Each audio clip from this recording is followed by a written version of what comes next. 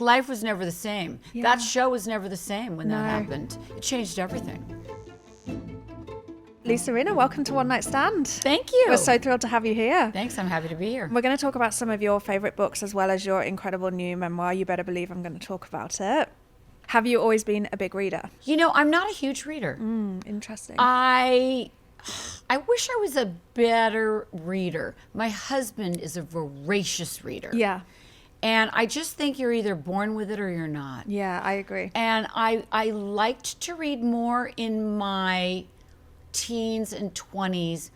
I think what happened for me is once I became a mother, I couldn't sit down and read a book because there's no time for 20 years. Yeah, no, it's so true. Like literally. So I do listen to a lot of books on tape Oh, now. nice. Because also my eyesight is not as great as it used to be.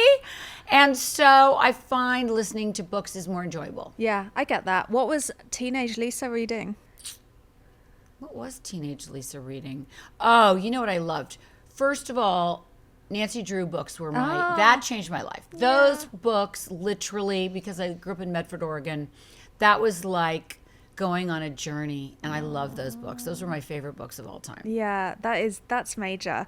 I think the books you read as a kid are truly the ones that you sort of like always remember. Those were the ones. I had every single Nancy Drew book, and those were by far my favorite. Did you try and get your daughters into reading them? I did at the time, and they were like, no. Yeah. I know, you can't force it with kids though. I see it with my sister's kids. We try, but they're just like... No. You know, my husband, this is really cute.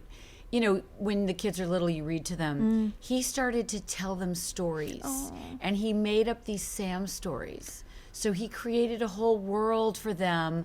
And they loved going to bed. That was another real, like, it was such a smart thing. Because he would tell Sam stories. Yeah. And Sam would go on all these adventures for like a couple of years. I mean, you need to get him a book deal. I know, he should really do that. He should do a children's book. People love that. He should, and he taped them. Oh, so sweet. we have them recorded. So like, let's say he had to go out of town, I would play them because they didn't want me at that point. They were like, we don't want you to read me a book. We want a Sam story.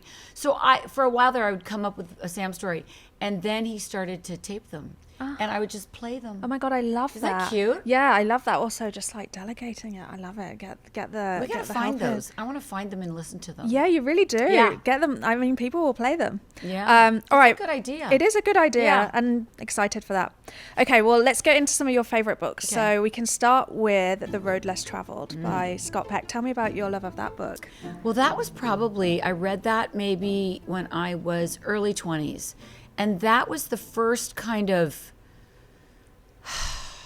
spiritual self-help type of a journey I ever was on and ever opened a book that was like that. And it changed my life. Wow. It like opened that whole, door up in my brain. Yeah. Is that when you were still living in like San Francisco? I type was, area? yeah. I was like moving from San Francisco to LA. Yeah. That I read that book. And it was Wow. very life-changing. What specifically about it do you think really like helped you change at that I moment? can barely remember the book at this point. I just know that it was life-altering for me. Yeah. It was just a different way to look at life. Yeah. With that book, it talks about how everyone has sort of different maps of reality, and that you sometimes have to, it takes time for your brain to catch on to a new reality. Have you found that with leaving Housewives? Has it sort of changed your like sense of reality in any way? Yeah, I mean, I think life is about changing your sense of reality at all times, Yeah. right? So that book probably has served me very well. Every time you leave a job that you've worked at for a long time, and especially in the entertainment industry, if you're working on a show, then you don't get to see the people as much, and it really changes, and it's all about, evolving and then reinventing, and so it happens all the time. Yeah. I was struck when I read your memoir, the section about Amsterdam where you talk, I mean, it's at the very end in the epilogue. I think you talk about how you watch that back now and you think, who the fuck is that?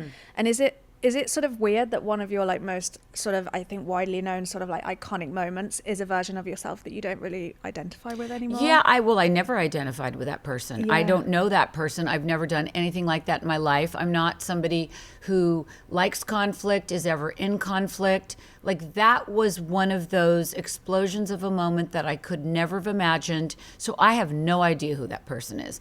That person is a mama bear that was protecting her husband and her family, period. And she'd never come out. No. But boy, was I surprised. And did you like, how did it feel after? Were you in, did it sort of feel like an out of body experience even then?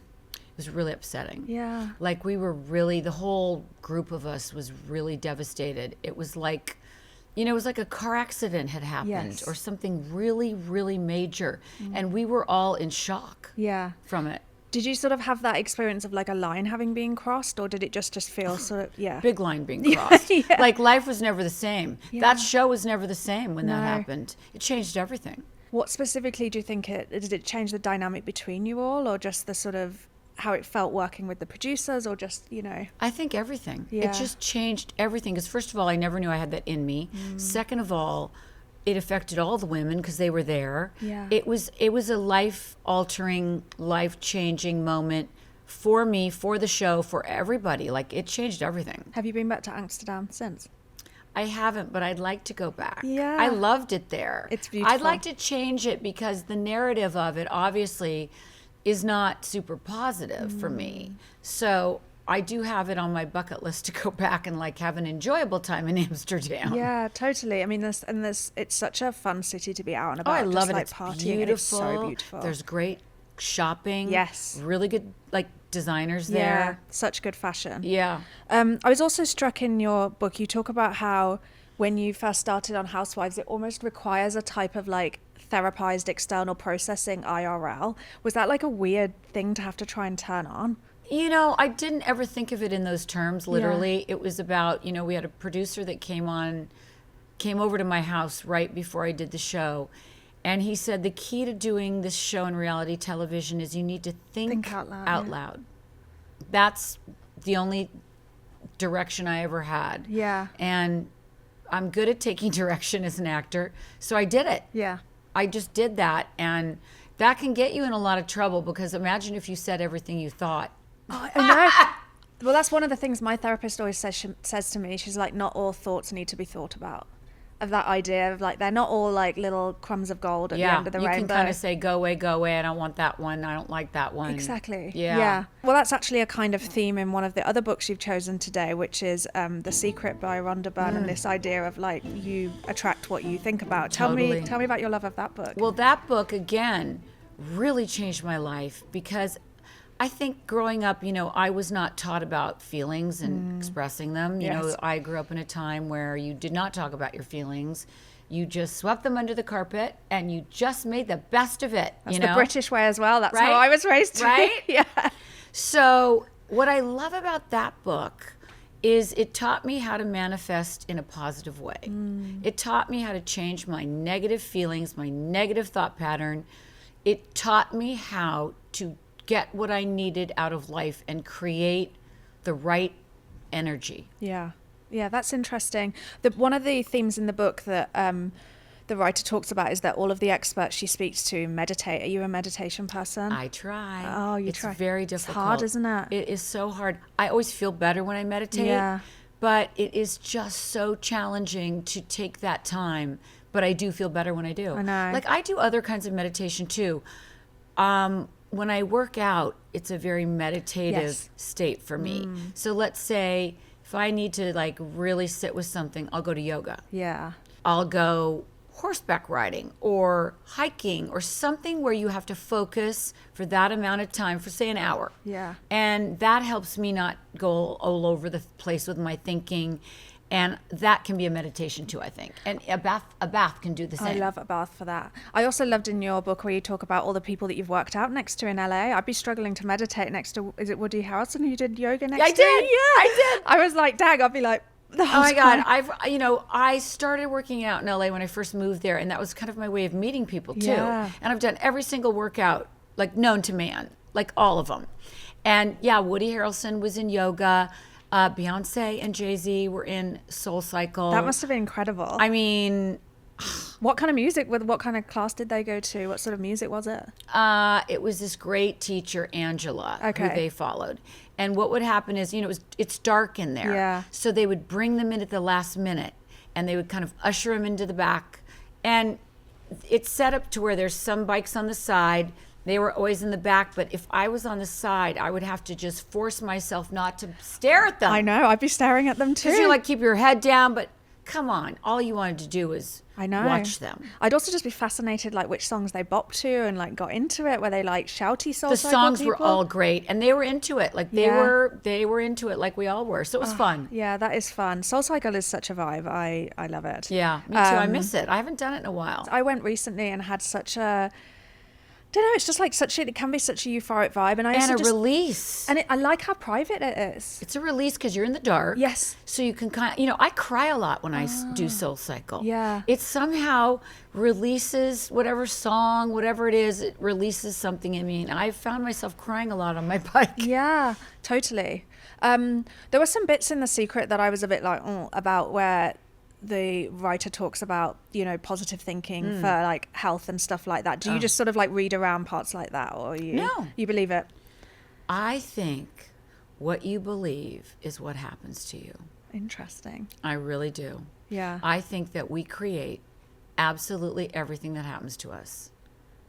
Wow. I really do. Subconsciously sometimes. Yeah. But think about it. If you're vibrating on a low vibration, Yeah. which we tend to at times, or if you're vibrating at a high vibration, very different things come to you. You attract very different things when you're vibrating in a low direction, or kind of like picking off low-hanging fruit, or if you're high Yeah. vibrating. And how do you switch from low vibration to high? Yeah. First, you have to be able to acknowledge it, and you kind of have to be able to really self-reflect. And that's why all these books I think I'm drawn to is I am big on self-reflection. Yeah. I think it's the most important tool that we have, because it's so easy to point fingers and blame. Totally. You did it, they did it, my job, my boss, Yeah. this and that and the other thing. But when you start to take responsibility for what part you played, because we've played a part in everything that happens. Yeah. It's not just one thing. I love to kind of look at that and break it down in a scientific way. Yeah, I get that. With when you were on Traitors, what was that sort of experience like? From a did you feel like you were on a high vibration while you were filming that, or how does it feel? It's like a fever dream. Yeah. You know how you feel when you're in a fever Yeah. dream? So your senses are so heightened, and you are in fight or flight because they keep everything secret. Yeah. So you never know what's going to happen to you. Like you walk out this door, you don't know if they're going to have like boogeymen out there. You have no idea. So you're in fight or flight the whole time. Gosh. Which is not very healthy. No. And your adrenals are like shot.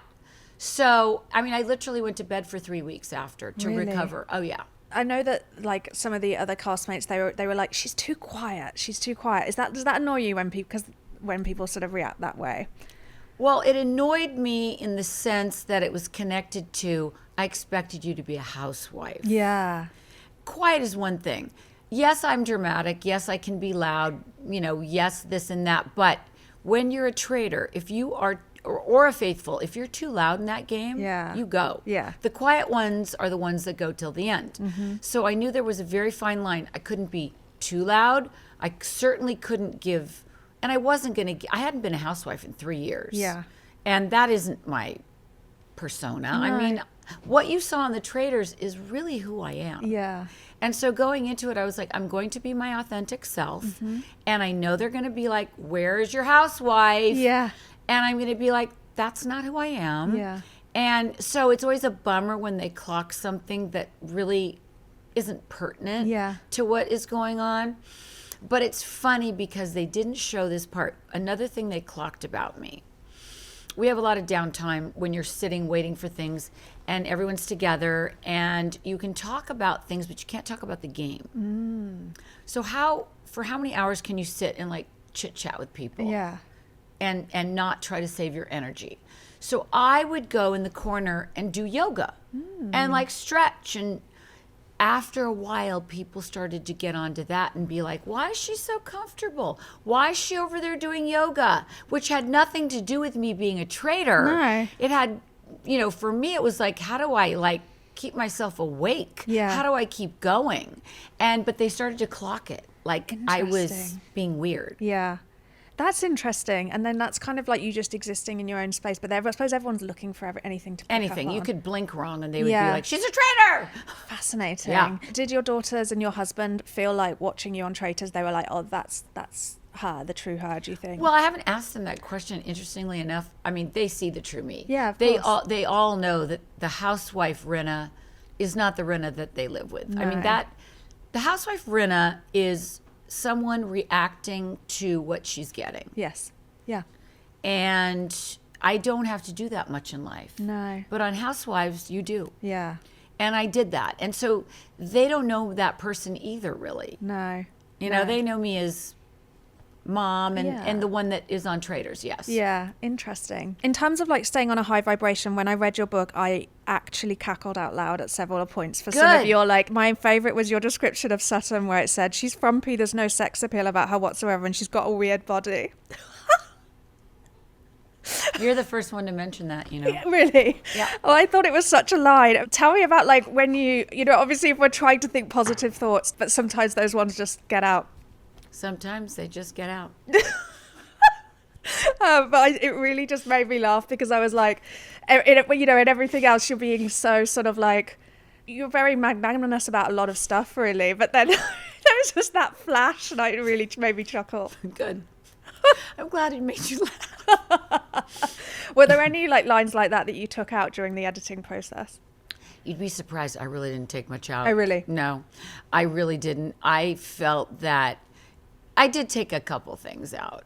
I took a couple things out because I had mended fences with people, and I didn't think it felt right to say certain things because we had moved forward and grown. Yes. So I did take a couple of those out. Yeah. But not much. No. I thought it was really, reading it, I felt like you were really sad still about the Yolanda thing, like, and that relationship. I could feel like it felt like there was some grieving going on about. Yeah, and that was wrong on every level. And that's the only thing I really regret because none of us should have gone there. Yeah. The show pushed for it. And I was too new at the time to really be able to be like, no. Yeah. Like I was there to make a TV show. Anyway, I should have said, fuck no, I'm not doing this. No. Yeah. No. But often you don't know like where the line is until you've crossed it. That's Well, like a lesson in life. Yeah, I learned that lesson a lot. Yeah.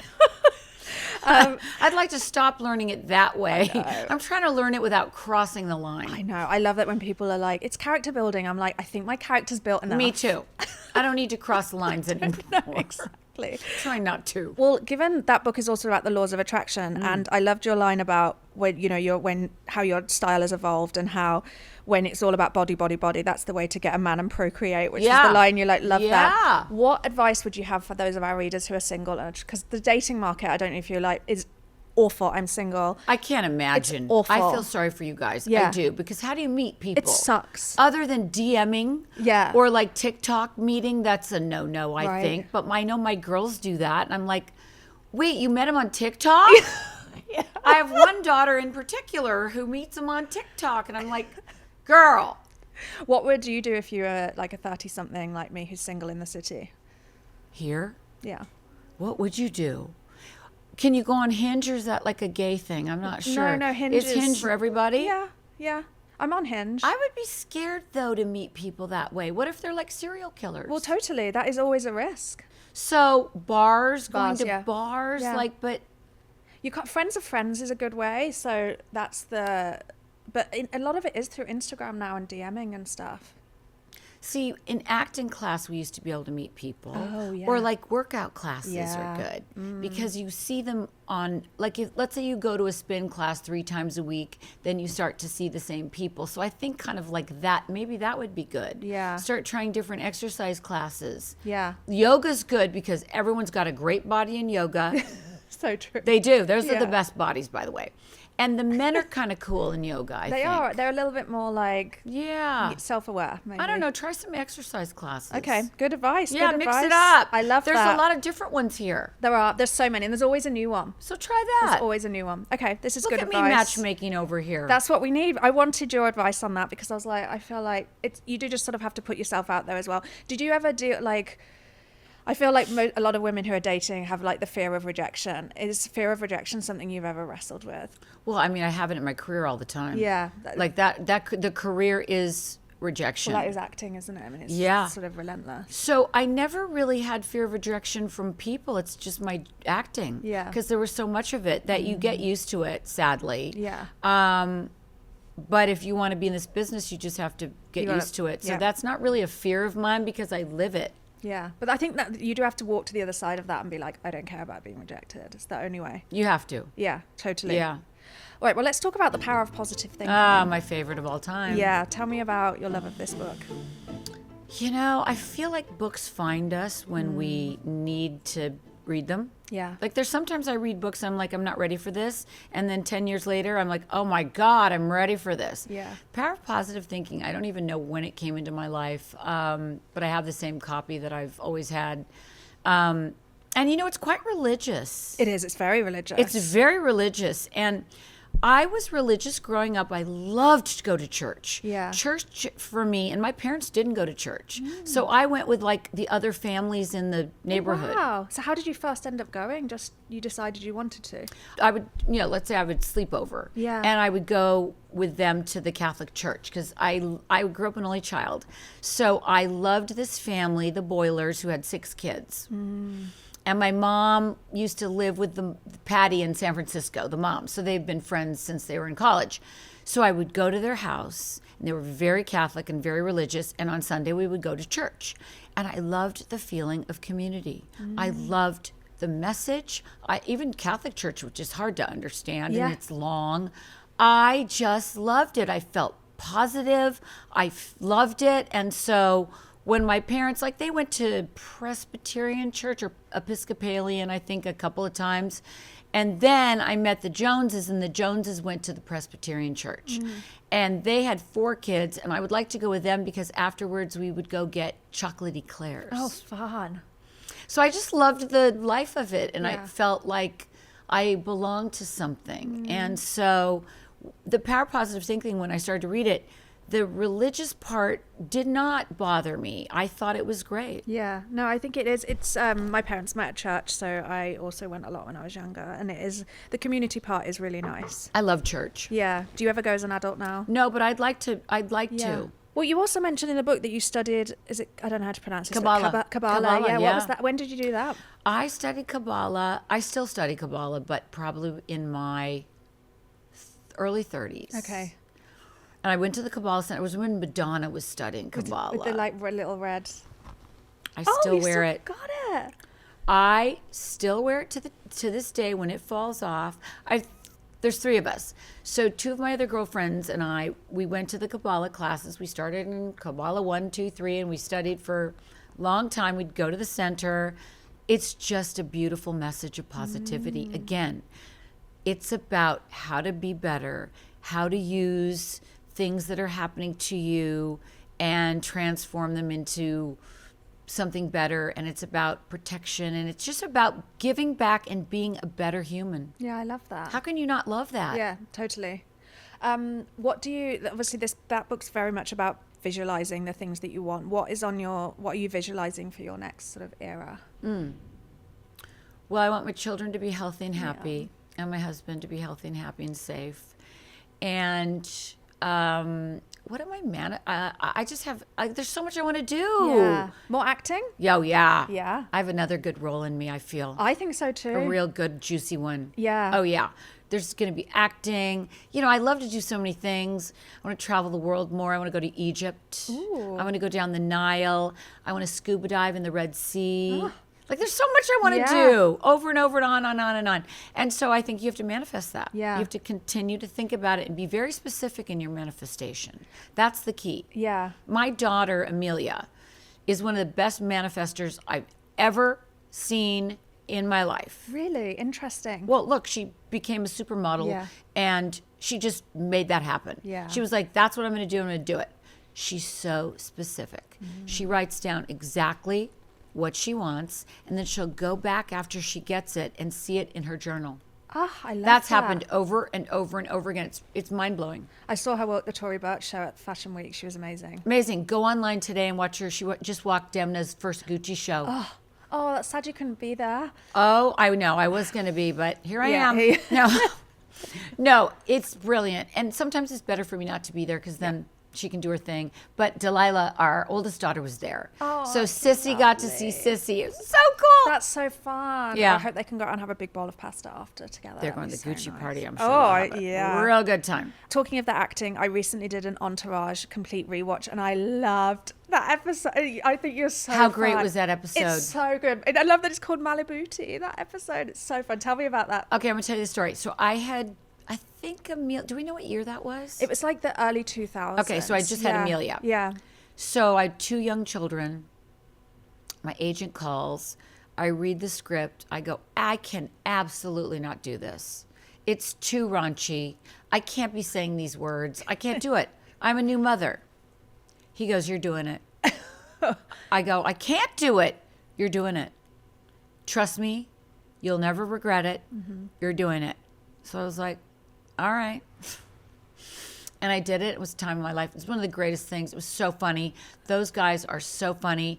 Colleen Camp and it's one of the greatest scenes I've ever gotten to do. It's so fun. It's so funny. And it's just so brilliant. The comic timing, the sort of like... They were so good, those guys. Yeah, I bet. And What an honor. And well, look, such an iconic LA show, right? And like when you popped up, I was like, this is brilliant. And we're like smoking In and the hot drinking tubs, I in the know. hot. I mean, Oh God, it must have been such a fun filming day. yeah, I'm glad he made me do it. Yeah, and nice when you, after you've had kids, to kind of lock back in and remember, I can do all this stuff. Like, you know. Yeah, and I looked way better than I thought I Yeah. would have. I was like, I can't. I just had a baby. I look fucking hot You in look that. so hot. You look Oh so my God. hot. I was like, that's the thing, people ask me a lot now because oddly enough, I have a lot of fans in their 20s. Yes, yeah. Crazy.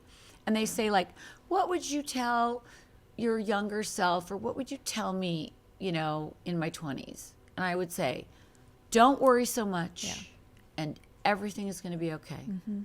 Yeah. That's great advice. Well, your final book that you selected is Capote's Women by Laurence Leamer. Tell me about your love of this book. I don't know why I'm so fascinated with Truman Capote, Yeah. but I am. I love this book so much. I listened to this book. Yeah. And it talks about the swans. Oh, so good. And I would have loved to have lived in that era. And maybe I did, maybe in a past life. I just, the way that they paint the picture of what it was like and how he turned on them and how he wrote about them. It's just juicy, juicy, juicy. It's so good. Did it feel a bit relatable given, you talk about in your book with Andy writing about your text messages and stuff. Do you think he is the modern Capote? No. Well, kind of. I think he'd take that as a compliment, actually. I hadn't thought of that. Yeah. Interesting. I know. That's what I wondered if that was why you'd picked it. No, I just picked it because you know how when you're fascinated with certain worlds? Yeah, no, totally. I'm fascinated with that world. And it's always very interesting seeing the sort of like interloper kind of making his way in a different world and then becomes the center of it. And then, it's just and then brilliant turns story. on them. Turns on them. I know. And then his life really, the karmic downfall of that is really sad. Totally. And there's a big chapter in there about his black and white ball, which I wish I would have been able to go to that.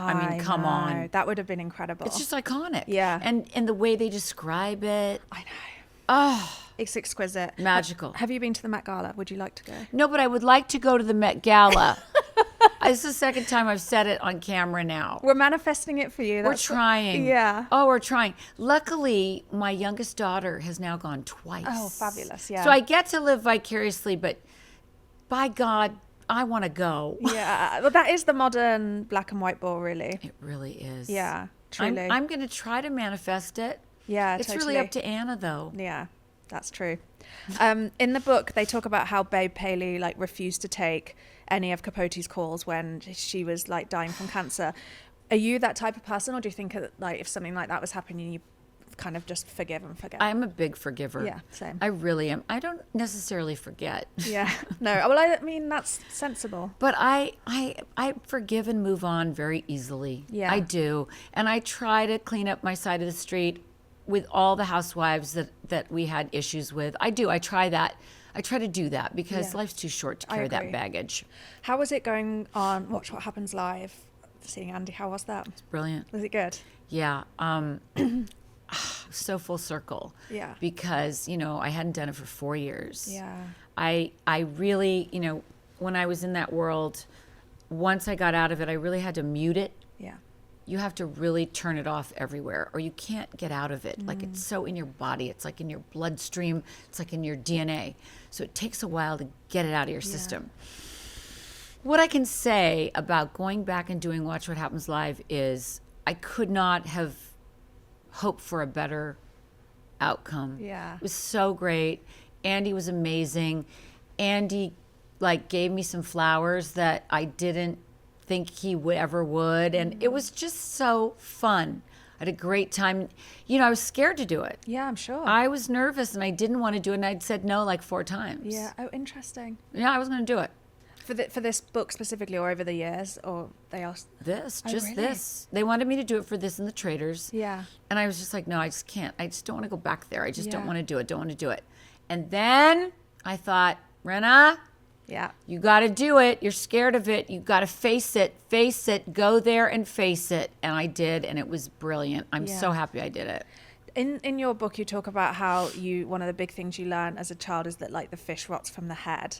In the Bravo universe, do you think that's true as well? Well, I think it's true everywhere. I always say it goes from the top down. So I talk about Melrose Place, and Heather Locklear was such an amazing professional that she set the tone for the entire run of the show. Yeah. Everyone, the cast, the crew. So again, it can be positive from the top down or it can rot from the head down. Yeah. And that's true for everything. It depends on who's running the show, who has the most power. It really does. And who is that person in the Bravo universe, or is it more of a corporate thing, do you think?